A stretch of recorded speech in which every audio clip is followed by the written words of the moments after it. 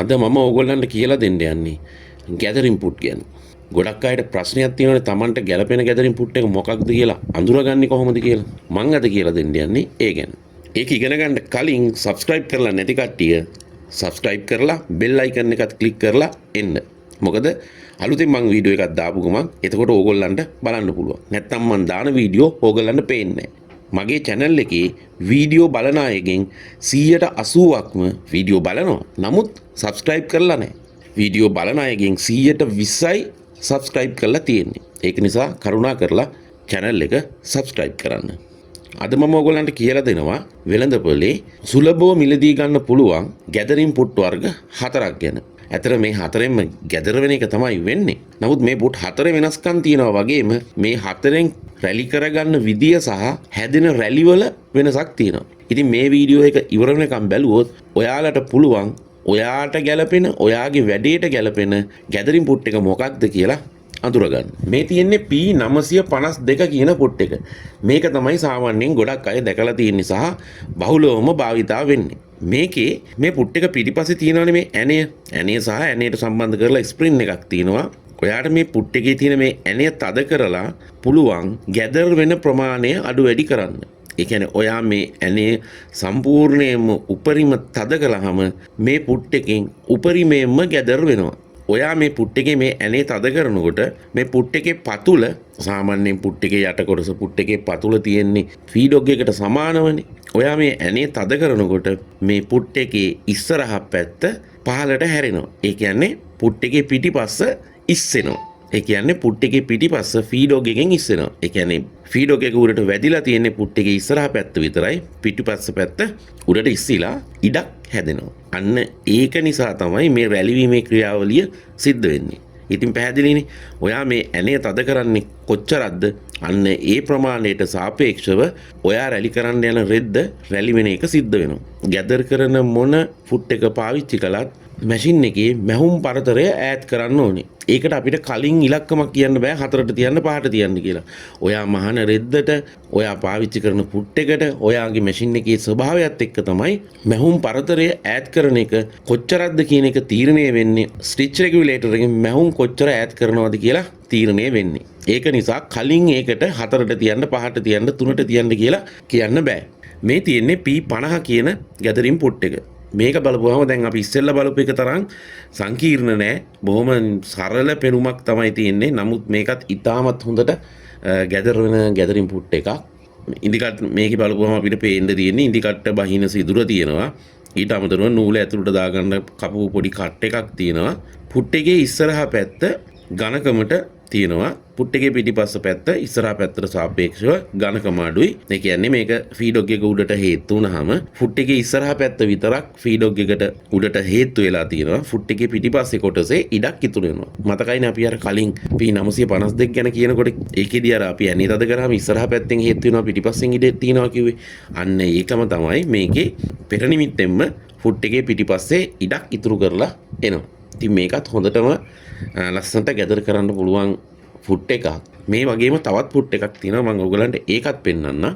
ඒක වගේම තමයි මේ පුට් එකත් බලපුවාම සමානකම් ගොඩක් තියෙනවා. මේක තමයි P5 කියන පුට් එක. එතකොට මේකෙත් අපි අර ඉස්සෙල්ලා බලපු එක වගේම තමයි ඒ පුට් එකට වඩා චුට්ටක් දිගින් අඩුයි. අර පුට් එකේ වගේම ඉන්දිකටුව බහින සිදුර මැද්දෙන් තියෙනවා නූල ඇතුළට දාගන්න කට් එකක් කපලා තියෙනවා. ඊට අමතරව මේ පුට් එකේ අර ඉස්සෙල්ලා අපි බලපු පුට් එකේ වගේ ඉස්සරහා උස වැඩියෙන් ඝනකම වැඩියෙන් තියෙන කොටස මැද්දෙන් පැල්මක් යොදලා තියෙනවා. මම හිතන්නේ ඔයගොල්ලන්ට මේක පේනවා ඇති. මේක මහලා පෙන්නනකොටත් ඔයගොල්ලන්ට පැහැදිලි වෙයි. පුට් එකේ ඉස්සරහා ඝනකම කොටස මැද්දෙන් කට් එකක් දාලා තියෙනවා. ඒ කට් එක දාලා තියෙන්නේ ගැදර් කරන රෙද්ද ගැදර් කරන ගමන් යට රෙද්ද රැලි වෙනවා. ඒ අතරේ ඔයාට උඩ රෙද්දක් මේකට අමුණන්න ඕනේ කියමුකෝ. ඒ කියන්නේ යට රෙද්ද රැලි වෙනවා උඩ රෙද්ද රැලි වෙන්නේ නැහැ. ඒක අර රැලි වෙච්ච රෙද්දට එකපාරම ඇටච් වෙනවා. දැන් අපි මේක කලින් පුට් එකේදී කරපුවාම ආයෙ දෙවෙනි පාර අපි වෙනමම ඇටච් කරන්න ඕනේනේ ඒ රැලි කරපු කොටස. උදාහරණයක් විදිහට ඉනක් ගන්නකො දැන් ඉන්නේ අපි හිතමුකෝ ගවුමක ඉනක් කියලා. ගවුමක ඉන්නක් චූටි රැලි තියලා මහනවා යට සාය කොටස. අපිට ඇටච් කරන්න ඕනේ උඩ හැට්ටේ කොටස. එතකොට අපිට දෙපාරක් වැඩේ කරන්න නැතුව මේ පුට් එකෙන් යට කොටස රැලි කරන ගමන් උඩ කොටස ඇටච් කරගෙනම යන්න පුළුවන්. ඒක තමයි මේකේ තියෙන විශේෂත්වය. ඊළඟට තියෙනවා තව පුට් එකක්. මේකත් විශේෂයි. මේක අර ඉස්සෙල්ලා පෙන්නුව පුට් එක වගේමයි. මේ පුට් එකට කියන්නේ P950 කියලා. අපි අර කලින් බලපු පුට් දෙකටම සමානයි. හැබැයි මේකේ විශේෂත්වයක් තියෙනවා. මේකේ අර ඉස්සරහා කොටස ඝනකම කොටස අපිට මේ ඇණයෙන් ගලවලා අහකට ගන්න පුළුවන්. ඒ වගේම ඔයා මේ පුට් එක මිලදී ගන්නකොට ඔයාට ඉදිරිපස කොටස් දෙකක් හම්බ වෙනවා. ඔයාට මේ ඇණේ බුරුල් කරලා ඔයා කැමති කොටසක් හයි කරන්න පුළුවන්. මේ පුට් එකට මේ හම්බෙන මේ ඉදිරිපස කොටස් දෙකෙන් එකක් උසින් වැඩි එකක් උසින් අඩුයි. දැන් මේකේ උස වැඩි කොටස හයි කරගත්තොත් රැලි වෙන ප්‍රමාණය වැඩි වෙනවා. උස අඩු කොටස හයි කරොත් රැලි වෙන ප්‍රමාණය අඩු වෙනවා. ඒ කියන්නේ රැල්ලේ ප්‍රමාණය අඩු වෙනවා. ඒ වගේම මේ ඇණෙන් හයි කරන්න තියෙන කොටස ඔයා හයි කරනකොට හයි කරන්නේ ඉස්සරහා පැත්තට බර වෙලාද පිටිපස්ස පැත්තට බර වෙලාද කියන එක මතත් රැලිවල ස්වභාවය සහ ප්‍රමාණය වෙනස් වෙනවා. ඉතින් ඔයාට කැමති විදිහට මේ ඉදිරිපස කොටස ඉදිරියට හෝ පසුපසට ගෙනහිල්ලා රැලිවල ස්වභාවය වෙනස් කරන්න පුළුවන්. මේ පුට් එකේ තියෙන විශේෂත්වය තමයි ඒක. මේ කොටස් දෙක හයි කරලා ප්‍රමාණ දෙකකින් රැලි කරගන්න පුළුවන්. ඊට අමතරව ඒ කොටස හයි කරනකොට ඔයා හයි කරන්නේ පුට් එකේ ඉදිරිපසට බර වෙලාද පිටිපස්සට බර කරලාද කියලා කියන එක මත රැලිවල ස්වභාවය වෙනස් වෙනවා. ඉතින් බහුලව වෙළඳ පොලේ තියෙන්නේ මේ පුට් වර්ග 4 තමයි ගැදර කිරීම වෙනුවෙන්. ඊට අමතරව ගැදර කරන්න මොනවා හරි දෙයක් තියෙනවා නම් ගැදර කරන්න තියෙන ඇටැච්මන්ට් මම ඒව ගැනත් වීඩියෝ එකක් දාලා තිනවා. ඒකත් බලන්න පුළුවන් ඕගලන්ට. ඒක හයි ස්පීඩ් මැෂින් එකට වෙනම එකක්, ඩොමෙස්ටික් මැෂින් එකට වෙනම එකක් තියෙනවා.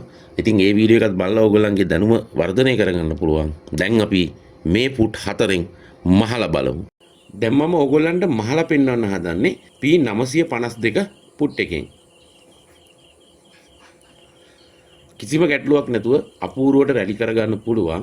ඒ වගේම මම ඕගොල්ලන්ට මේ පුට් එකේ තියෙන තව විශේෂත්වයක් පෙන්වන්නම්. ඒක තමයි ඔයාට මේ පුට් එක හයි කරලා තියෙන වෙලාවට ගැදර් කරන්න ඇනේ තද කරලා ගැදර් කරනවා වගේම මේ පුට් එක ගලවලා නැවත නෝමල් පුට් එක හයි කරන්නේ නැතුව මේ පුට් එකේ තියෙන ඇනේ උපරිම බුරුල් කරලා නෝමල් පුට් එකක් විදියට පාවිච්චි කරන්නත් පුළුවන්. ඒ කියන්නේ ඔයා ගැදර් කරන එකයි නෝමල් මහන එකයි දෙක විතරක් කරන කෙනෙක් නම් ඔයාට නෝමල් පුට් එක සහ මේ ගැදරින් පුට් එක ගලව මාරු කරන්නේ නැතුව මේ පුට් එකෙන්ම නෝමල් මහලා ඊළඟට ගැදර් කරන්නත් පුළුවන්. කරන්න තියෙන්නේ නෝමල් මහනකොට ඇනේ බුරුල් කරන එක සහ ගැදර් කරනකොට ඇනේ තද කරන එක.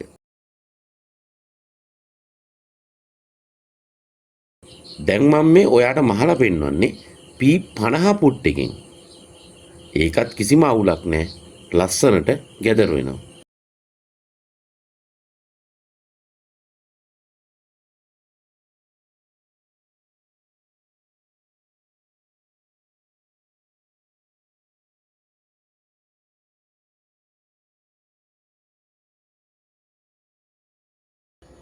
දැන් මම මේ මහන්නේ P5 පුට් එකෙන්. ඒකත් ඉතා හොඳට ගැදර වෙනවා. රැලිවල ප්‍රමාණයත් ලොකුයි. ඒ වගේම මේකෙදි අපිට යට රෙද්ද රැලි කරන ගමන් අර පුට් එකේ තියෙන ගෲව් එක ඇතුළට තව රෙද්දක් දාලා ඒක රැලි වෙන්නේ නැතුව අර රැලි වෙන රෙද්දට ඇටච් කරන්න පුළුවන්.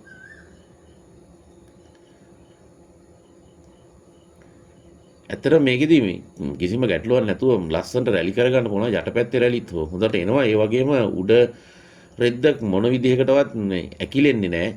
සාමාන්‍ය පුට්ටෙන් ඇටච් කරා වගේ ඒක ඇටච් වෙනවා. අර දෙපාරක් කරන වැඩේ එකපාරින් කරගන්න පුළුවන්. දැන් මම මේ පෙන්නන්න ඔයාට P950 කියන පුට් එක. මේකේ තමයි අර ඉස්සරහා කෑල්ල ගලවලා හයි කරන්න පුළුවන් එක. ඒකේ ඔන්න දැන් එක කෑල්ලක් දාලා මම ගැදර් කරා. දැන් ඔය ඊට පස්සේ ඔන්න දැන් ඉදිරිපස කොටස ගලවලා හයි කරන්න යන්නේ.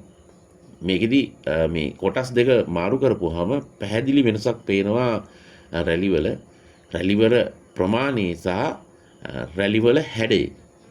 තවදුරටත් ඒක අපිට වෙනස් කරන්න පුළුවන්. මේ පුට් එකේ ඉදිරිපස කොටස ඇනේ බුරුල් කරලා ඉස්සරහට සහ පස්සට ගන්න එකෙන් රැලිවල ප්‍රමාණය සහ රැලිවල ක්‍රමවත් බව වෙනස් කරන්න පුළුවන්.